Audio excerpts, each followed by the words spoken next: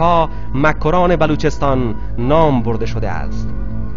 وجود بسیاری از کلمات بلوچی در کتیبه بیستون بیانگر قدمت تاریخی و اصالت زبان این قوم آریایی است. برای مثال در کلمه البرز که به کوههای شمالی و مرکزی ایران گفته شده، برز معنای بلند بوده که تا به امروز نیز به همین معنا در زبان بلوچی رایج است، و نیز کلمه بل که به معنای قله و تاج می باشد. از این جمله می توان به دهها کلمه دیگر نیز اشاره نمود. بی تردید قوم سخت‌کوش بلوچ از اقوام آریایی جدا شده و پس از گذشتن از بخش‌های شمالی به ناحیه جنوب آمده‌اند. با توجه به بررسی دانشمندان نژادشناس، مشخصات نژادی بلوچ‌ها و آریایی‌ها کاملاً شبیه و یکسان بوده.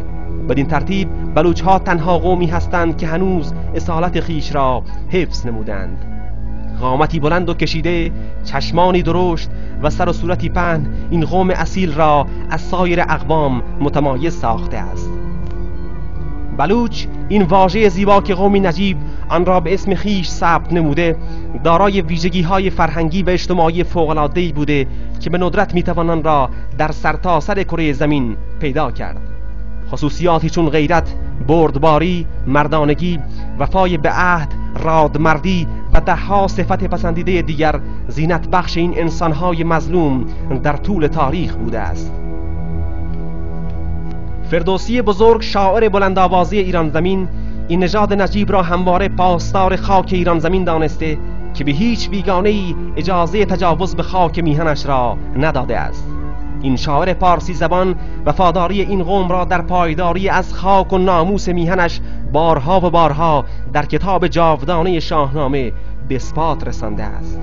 فردوسی در شاهنامه از قوم بلوچ در جرگه سپاهیان کیخسرو یاد کرده و این قوم را به قوچ تشبیه نموده که سر تا پا مسلح و هیچگاه پشت به دشمن خیش ننموده است.